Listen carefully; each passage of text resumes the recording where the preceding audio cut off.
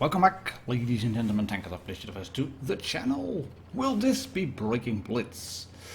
Those, well, let's say they are already infamous, those infamous new provisions and consumables to the British heavy tanks. As you can see, the FV215B does get that speed boost that the new tank destroyers also have on their on the open test 6.2. 6.2 is obviously still only open test, so that means it might not come into the game. It might come into the game, but it could well be that it doesn't get in there. But so far, well, basically everything that Wargaming have tried in the open test has been into the game straight away. And they have asked us, before on Discord, do you like this? Do you think this is a good idea? They asked us at Tankfest, do you think this is a good idea? We all basically said, no, this is Mad Games mode, which is a sort of random mode, a fun mode. Mad Games mechanics coming into the game. And the reasoning for this is that these tanks, the British heavies, are not that popular. So I can understand why Wargaming would want to do something about that. But adding the provisions and the consumables that are here now, like I'm using this one, the welding unit, that means you will restore your hit points to a certain degree. Well, yeah, that can be fun and all, but it's really expensive. And I'm going to give you my full opinion on it. These games, yeah, they're on the open test server, so they are not an accurate representation of what can be done, I think. But it's better than just having them on a super test server where people just play it a little bit and then it's in a protected environment. This is more or less gameplay as it is. And I have this game showing you that, yeah, if you do rush in a tank and just think that, oh, I've got the welding kit, I can restore my HP, it doesn't quite work like that. Once you get shot with it, then it stops healing you. But that speed boost on the FV215B, that will make it, I think, pretty darn OP. Because look at this, 34 kilometers per hour top speed, and this tank, it's not too shabby. It's not moving around like it's a big cumbersome beast. It's fairly quick, it moves around quick enough, it has got good gun depression, it has a rear-mounted turret which is, well, takes some getting used to, but it has a great gun and it can snapshot like this. But you can see I've been hit by that Foch destroyer once, and I will then use my welding unit, and that will get my hit points, my health up back to 1936. So I've lost 300 hit points from a shot done by the Foch destroyer. So basically half of a 640 alpha shot you can restore, provided you don't get hit. So yeah, that will be a little bit OP. Then I'm using the speed boost here to make sure I will be able to back up even quicker. But once I am now pushing forward, and I'm kind of wasting the speed boost here, but there will be a better example of it later on. I can get myself up to 42 kilometers per hour.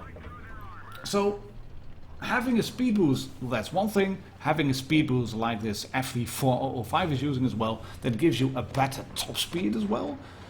Better engine power, like the usual speed boost has now. Well, fair enough. Better top speed, I think not so much. Because these credits, as said, they are wickedly expensive. I'm going to show you them later. They are really expensive, and yes, they can be bought for credits, which you could then argue that's not pay to win because it's credits and everybody can buy them. The price of these consumables will make it nearly impossible, or no, it will make it impossible to play tier 10 and at least not lose a little bit of credits. Just, yeah, here's shiny new stuff. Let's take a look at it. We have the welding unit, 8,400 credits, and you get reactive armor as well. I'm going to show you that in the next clip too. And of course the improved engine power boost. Really expensive stuff. If you back all three big ones, 24,000 credits down the drain. And you also get the sandbag armor, which means that you can get your hit points on the FV if you also use improved assembly up to 2,355. I'm using the fuel here so you can sort of switch around. But a tank like this, oh, it's even better, 2,415.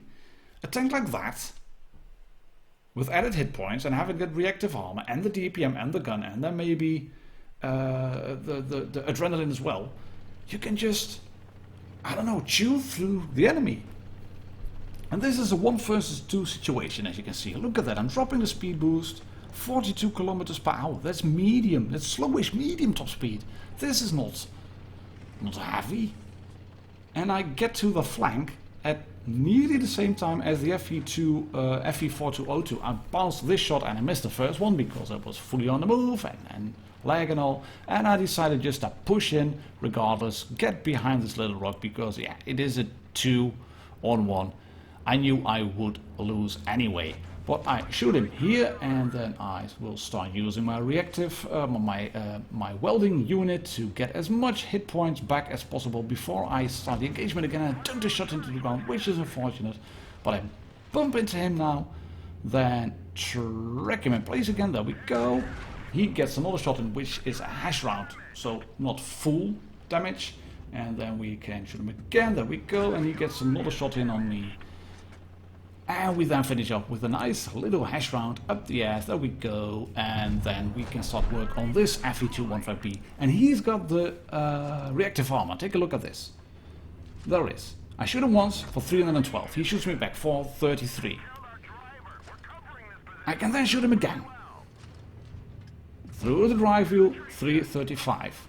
And he does 299, which is a stupid roll. I don't know why, but it's a really low roll. But this one too, 462 versus 354. And he's not using the backpack again, the welding unit, but he is now, as you can see. So if you would pack a tank, if you would equip a tank with a welding unit, and then have a premium account, so you are able to, I don't know, run the tank with really big consumables. And if you know what you are doing in the game, then you will become pretty much OP. And this is, I don't think it's good. Well, I'm just gonna say it out loud. I've always been honest in stuff like this. I do feel that these consumables, as they are now, are actually pretty well balanced. It's I'm going to get an ace on this game for stupid XP because it's of course the open test server and there's not a lot of players on that open test server, so the ace bar is still low. But I get an ace on this one, and that one shouldn't have been possible, but I get it because of my welding unit. You can actually see down there 2,355 hit points out of 2,230. There's a little bit of a mistake there. And I get shot. The game is not up for that yet, so don't take that into account. But like I said, if you can use the welding unit, which I'm going to do in just a second, I think, because I wanted to make sure that I'm in cover and I can use my welding unit for the full 15 seconds. Like I said, if you know what you're doing, and if you know the maps, and if you have the ability to spend money on a premium account at tier 10, which you should all do, I think, but still there are people who want to play it for free. If you have that kind of money, then you can make your tank that much stronger compared to the enemy, and that's just not fair anymore, I think. It really isn't fair. I'm going to bounce this shot, which is unfortunate, but then we're going to just push in onto this batchat and use hash rounds. This is just regular gameplay, nothing with reactive armor or whatever, just boom, straight through the turret, and he's going to bounce on our front plate and we can just run him down. There's nothing in the FV215B I'm doing here that you can't do now. But there's going to be some stuff in the FV215B I'm going to do which you can't do now. And that's this, the engine boost. Look at that, there we go. I'm not using reactive armor, so I'm losing more hit points than I would lose regularly, about 200. Then I can hopefully shoot the IS-4. This is still nothing that can't be done in the FV at the moment. Clear the bad shit. Yes, there we go. Then bump into the IS-4. I know I can't really pen him from the front, so I'm willing to take this shot. Looking at my welding unit, shoot him once, and pop, there we go.